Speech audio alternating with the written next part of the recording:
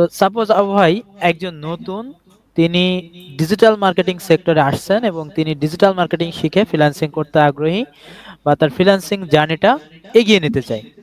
তো আজকের একটা ঘটনা বলি। তো আমরা বন্ধুরা মিলে একটা টি আড্ডা দিচ্ছিলাম। তো সেখানে অনেকেই ছিল আমার যে ফ্রেন্ডরা। তো ওই ফ্রেন্ডের ভিতরে একজন হচ্ছে এখনো স্টাডি করতেছে। তো সে বলতেছে যে আমার যে রুমমেট আছে সে ফ্রিল্যান্সিং শিখতে আগ্রহী। এখন এই ফ্রিল্যান্সিং শিখতে হলে তার মানে মিনিমাম ডেইলি কত ঘন্টা সময় দেওয়া উচিত বা আমি কতটা টাইম দিতে পারলে ভালো একটা বেনিফিট এখান থেকে পাওয়া পসিবল।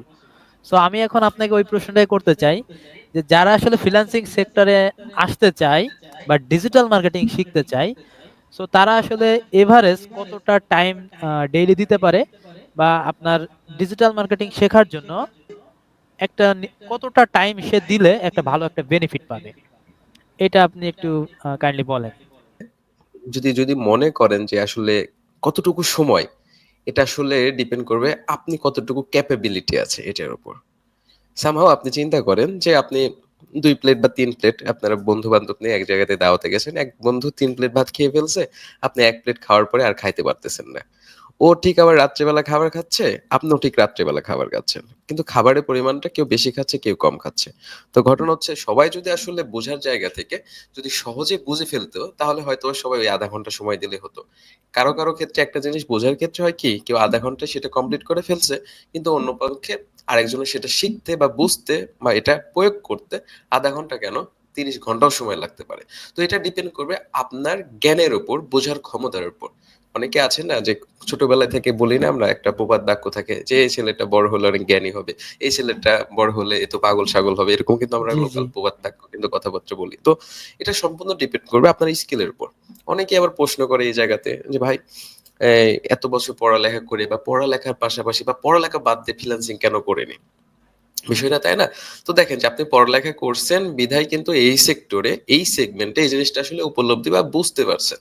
দ্যাট মিনস যে ফ্রিল্যান্সিং একটা জনপ্রিয় জায়গা, খুব সহজ, এখানে শেখা যাচ্ছে, স্কিল ডেভেলপমেন্ট করা যাচ্ছে এবং শর্ট টার্ম। আমার মনে হয় যে ফ্রিল্যান্সিং এ একমাত্র একটা স্কিল যেটা খুব শর্ট টার্মে কিন্তু আপনি ইনকাম জেনারেট করতে পারছেন।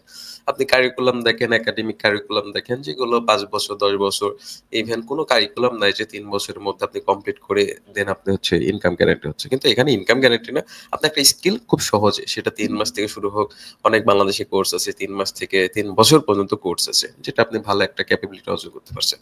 তো যদি আমি বলি যে কতটুকু সময় দিতে হবে এটা ডিপেন্ড করবে সম্পূর্ণ আপনার উপর। এবং কতটুকু সময় দিবেন, কিভাবে দিবেন এটা ডিপেন্ড করবে একজন ভালো একটা মেন্টরের উপর। যে আসলে আপনি তার গাইডলাইন ফলো করছেন কিনা। আমি বললাম যে ভাই আপনি এখানে সময় দেন, আপনি শুধু রিসার্চ করতে থাকেন। এখন রিসার্চ করতে বললাম কিন্তু কি জিনিসটা বের করতে বললাম সেটা আসলে আমি আপনাকে বুঝাই দিইনি যে ভাই আপনাকে এটা বের করতে হবে। দ্যাট মিনস আপনি রাইট। গাইডলাইনের অভাবে আপনি অনেক পরিশ্রম করছেন কিন্তু পরিশ্রমটা পুরোটাই বৃথা। তো আমাদেরকে সঠিক গাইডলাইন মেনে যদি আমরা ফলো আপ করি সেটা আপনি যেকোনো রিসার্চ হতে পারে। নট অনলি একটা মেন্টরে যে আপনি রিসার্চ দিবে তা না। আপনার মেন্টর আপনি নিজেও হতে পারে। যে আমার এই জায়গাগুলোতে আমার অনেক গ্যাপ আছে। আমি যদি এই পয়েন্ট গুলো আসলে লিপিবদ্ধ করি, দ্যাট মিনস আমার এই পয়েন্ট গুলো ফাইন্ড আউট করলাম। এই পয়েন্ট গুলো আমি কিভাবে রিকভারি করব? কোথায় গেলে?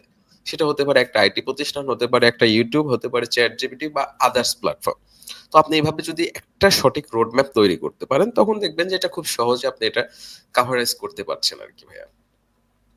জি জি ভাইয়া, অনেক ধন্যবাদ।